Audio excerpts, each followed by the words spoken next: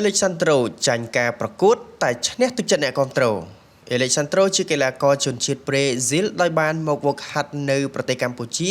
ក្នុងក្លឹបខ្លារខិនរបស់លោកគ្រូរីគីដោយនៅថ្ងៃទី30ខែកញ្ញាឆ្នាំ2023 Alex បានធ្វើការប្រកួតជាមួយនឹងក្របីព្រៃពេជ្រសម្បត្តិប្រកួតក្នុងលក្ខខណ្ឌម៉ាហ្វៃមួយទឹក9នាទីដណ្ដើមយកពាននិងឈ្មោះក្របីព្រៃសម្រាប់ការប្រកួតរបស់ Alexandro ជាមួយនឹងក្របីព្រៃពេជ្រសម្បត្តិអ្នកទាំងពីរបានធ្វើការប្រកួតគ្នាយ៉ាងស្វិតស្វាញជាទូទៅសម្រាប់ការប្រកួតមួយទឹក9នាទីមិនងាយនឹងមានអ្នកណាចប់ទឹកនោះទេបើមិនត្រូវសន្លប់ដោយសារដៃគូប្រកួតរបស់ខ្លួនអាចនឹងសន្លប់ដោយសារតែអស់កម្លាំងផងដែរតែអ្នកទាំងពីរវិញធ្វើការប្រកួតយ៉ាងស្វិតស្វាញមួយទឹកពេញវាយស្ទើរមិនដល់ដៃរហូតដល់ចប់មួយទឹក9នាទីច្បាប់មកវាយប្រសិនបើការប្រកួតមួយទឹក9នាទីហើយមិនមានអ្នកណាសន្លប់ឬត្រូវបោះបង់ការប្រកួតទេនោះគឺនឹងត្រូវស្មើតែសម្រាប់ក្របីព្រៃពេជ្រសម្បត្តិនិង Alexandro ពួកគេត្រូវដណ្ដើមយកពាននិងឈ្មោះក្របីព្រៃផងនោះដូច្នេះហើយសូមធ្វើការប្រកួតបន្តមួយទឹកទៀតដើម្បីឲ្យច្បាស់ថាតើនរណាជាអ្នកក្រុងពាន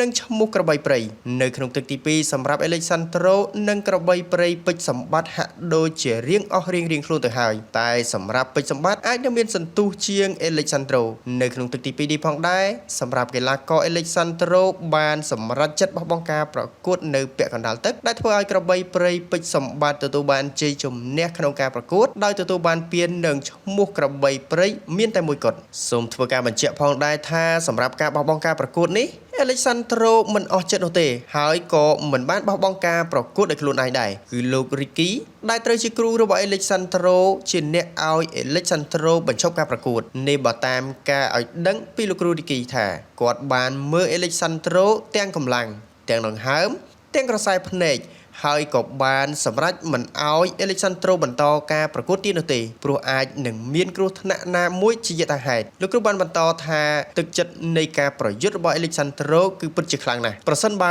ឲ្យប្រកួត Alexandro នឹងធ្វើការប្រកួតរហូតទាល់តែអស់ខ្យល់តែម្ដងព្រោះកីឡាករ Alexandro ជាប្រភេទកីឡាករដែលមិនចុះចាញ់មិនបោះបង់ការប្រកួតនោះទេការប្រកួតមិនដកថយមិនចុះចាញ់តស៊ូរហូតដល់ទឹកទី2នេះ Alexandro បានឆក់យកបេះដូងអ្នកគាំទ្រវិស័យគុនខ្មែរថ្មីត្បិតតែចាញ់ក្នុងការប្រកួតពិតមែនតែ Alexandro បានឈ្នះចិត្តអ្នកគាំទ្រ